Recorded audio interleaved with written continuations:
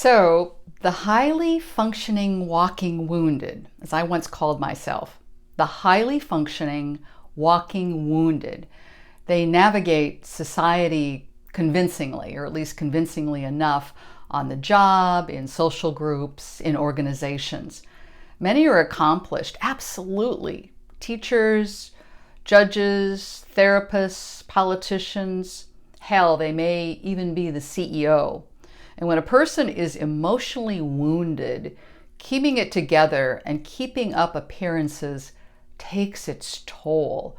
We all know examples of, the easygoing boss who's easygoing until he or she pops their top, and then they become a terror. And the thing for people who work with them is that, you never know when it's going to happen, when they're going to explode. Or the friend who downs a bottle of wine or more every night and then gets out of bed in the morning and runs a business. Or someone who's, nice enough and fun enough, but you can't trust them to tell you the truth, as they're always trying to impress you and others with their wit or intelligence. So I say, welcome to the land of the highly functioning walking wounded.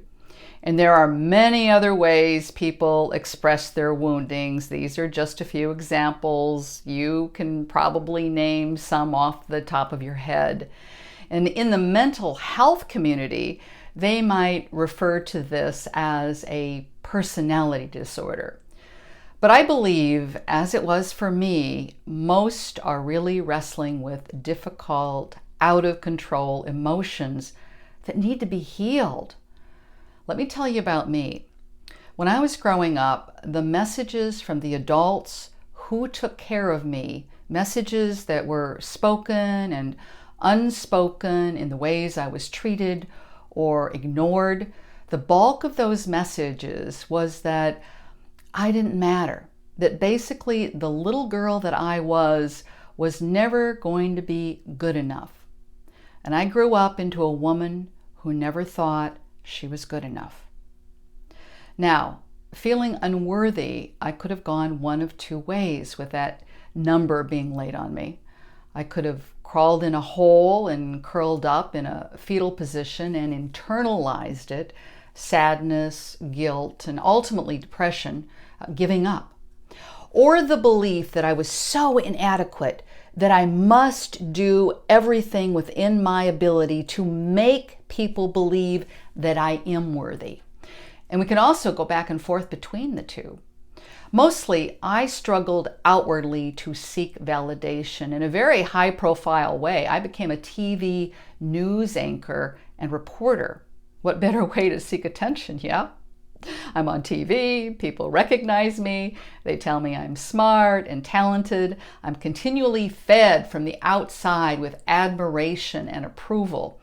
You see this version all the time on Facebook. Look at me, look at how sexy or perky or accomplished or smart I am. How many likes did I get? How many Facebook friends do I have? It can become an addiction because it fills our need for attention, for approval seeking.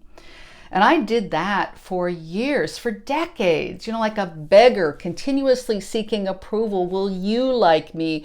Will you like me and respect me and accept me? But no matter how much the outside world approves of you or likes you or thinks you're uber successful, it's never enough, because deep down inside, you don't believe that you're worthy. Look at Robin Williams or Anthony Bourdain, famous men who, in the depths of depression, ended their lives. If you recognize a little or a lot of this despair in you, it can all change if you want it to. If you're at the point of not wanting those conflicting feelings anymore, your assignment, in the way I see it, the most important assignment in our life, is to learn how to turn your attention inward, to navigate your invisible inner world where you're able to bring your life into alignment and release the struggles and false beliefs underpinning them. I have students and clients who call it enlightenment, self-actualization, freedom. In my work, it's called emotional liberation. And if you know my work, you know my method embraces the power of what I call soul and science, ancient active meditation and the thoughtful use of cannabis plant medicine, surrounded and embraced by like-minded community to practice this new lifestyle together. Coming up in a few weeks, I'll be launching my new 8-week Emotional Expansion Master Course. And this program will give you the simple steps to gain clarity and discover your purpose and begin to revel in self-love and self-trust.